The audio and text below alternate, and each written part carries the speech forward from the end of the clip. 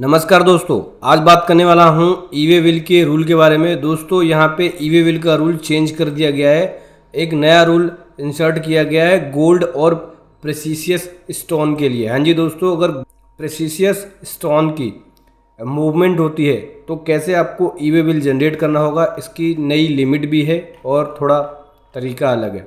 E-way bill portal पे आपको नए तरीके से ई-वे बिल बनाना होगा गोल्ड और प्रेसिशियस स्टोन के लिए। तो चलिए समझेंगे गोल्ड और प्रेसिशियस स्टोन के लिए क्या ई-वे बिल का नया रूल लेके आई है गवर्नमेंट। उससे पहले बताना चाहूँगा, जो भी भाई बंधु मेरे चैनल पे पहली बार हैं, इस वीडियो को पहली बार देख रहे हैं, जिन्होंने अभी तक सब्सक्राइब नहीं किया सब्सक्राइब कर लीजिए, साथ ही साथ बेल आइकन पे भी क्लिक कर लीजिए ताकि इस तरह का कंटेंट आपको मिलता रहे। सो दोस्तों, intra state e-way bill rule के अंदर ये नया रूल है जो अमेंडमेंट किया गया है और इसके लिए गवर्नमेंट ने नोटिफिकेशन इशू किया है, नोटिफिकेशन नंबर 38/2023 का, जो कि 4 अगस्त 23 को इशू किया गया है। और ये CGST एक्ट का सेकेंड अमेंडमेंट है रूल 2023 के अंदर। इसके अंदर एक नया रूल इंसर्ट किया गया है। मैं आपको बता दूं, यहाँ पे पावर दी है कमिश्नर को, कमिश्नर ऑफ स्टेट टैक्स और यूनियन टेरिटरी टैक्स। ठीक है, ये किसके लिए? Intra state e-way bill rule है। तो स्टेट के कमिश्नर को और यूनियन टेरिटरी कमिश्नर को पावर दी है कि अपने स्टेट के अंदर ये रूल एप्लीकेबल करें, intra state e-way bill rule gold के लिए जो बता रहे हैं। मैं आपको बताऊंगा क्या है गोल्ड के लिए। यहाँ पे ये intra state e-way bill rule applicable किया जाएगा और सभी स्टेट के जो कमिश्नर हैं या यूनियन टेरिटरी के कमिश्नर है, इसके वो नोटिफाइड करेंगे। ठीक है, रूल क्या है, आप चाहे तो नोटिफिकेशन को पढ़ सकते हैं। नोटिफिकेशन काफ़ी बड़ा है, 18 पेज का है।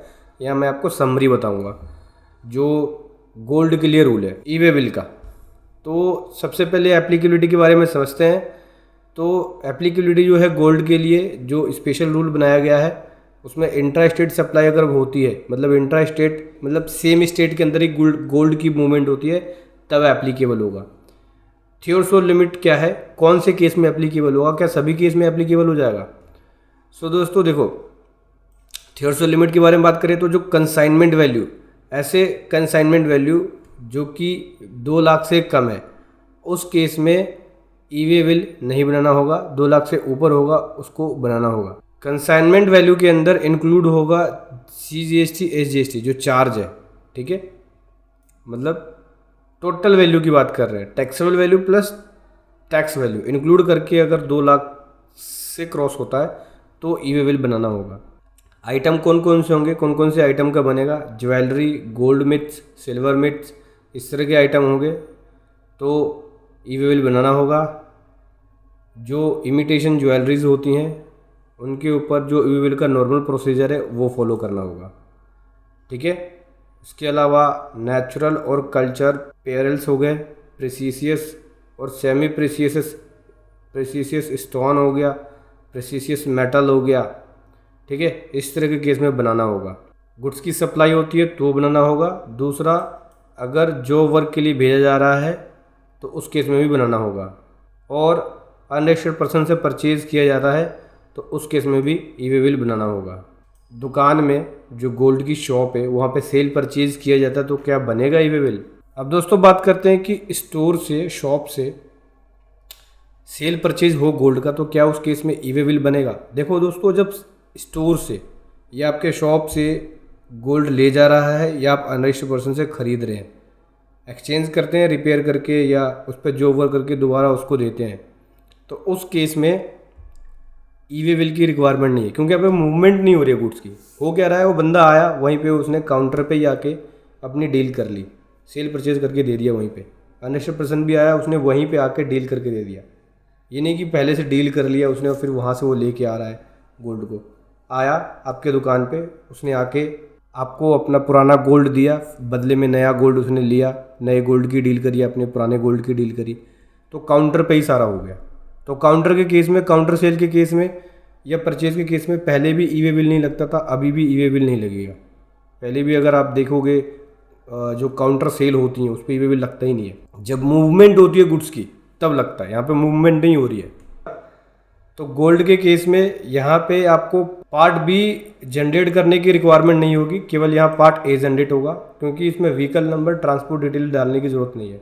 जब भी कोई कुरियर, अगर आप सप्लाई कर रहे हैं ट्रांसपोर्ट के थ्रू, जैसे कुरियर एजेंसी हो गया उनके थ्रू, तो उस केस में पार्ट वी की ज़रूरत नहीं है।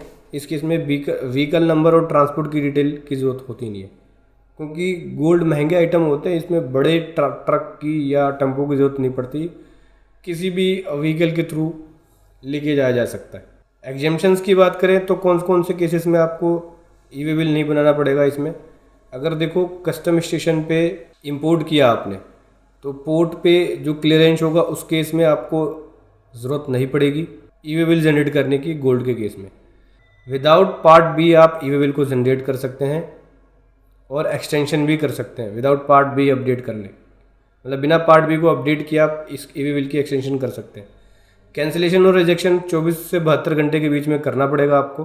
गोल्ड के केस में ई वे बिल का एक स्पेशल अलग से सेपरेट ऑप्शन होगा ई वे बिल पोर्टल पे, वहाँ टिक करेंगे और उसके बाद गोल्ड के केस में आप ई वे बिल बना सकते हैं। यहाँ पे डिस्टेंस अप टू 200 किलोमीटर तक एक दिन की वैलिडेशन होगी और हर 200 किलोमीटर पे एक दिन का एडिशन होगा, 1 डे ऐड हो जाएगा। 400 किलोमीटर है तो 2 दिन की वैलिडिटी आपको मिलेगी ई वे बिल की। अगर बिना मोटराइज कन्वेंस के ई वे बिल जनरेट करते हैं, मतलब हैंड डिलीवरी होती है, तो उस केस में ई वे बिल बनेगा या नहीं बनेगा इसके ऊपर क्लेरिफिकेशन अभी आना बाकी है, तो इसके लिए आपको वेट करना पड़ेगा। ज्वेलरी इंडस्ट्री के लिए गवर्नमेंट इसके ऊपर क्लैरिफिकेशन देगी। बेसिकली समझो कि इंट्रा स्टेट के लिए गोल्ड के केस में, गोल्ड और प्रेसियस स्टोन के केस में अगर 2 लाख रुपए से ऊपर की वैल्यू एक्सीड होती है, इंक्लूडिंग CGST SGST, मतलब टैक्स का जो GST का पार्ट है वो इंक्लूड करके, तो उस केस में ई वे बिल बनाना होगा। 2 लाख से कम है तो नहीं बनाना होगा, ठीक है। जॉब वर्क के लिए भेज रहे हैं तो भी बनाना पड़ेगा, सप्लाई हो रही है तो बनेगा, अनरजिस्टर्ड पर्सन से परचेज कर रहे हैं ओल्ड गोल्ड तो बनेगा। अगर काउंटर सेल परचेज होती है तो उस केस में ई वे बिल नहीं बनेगा।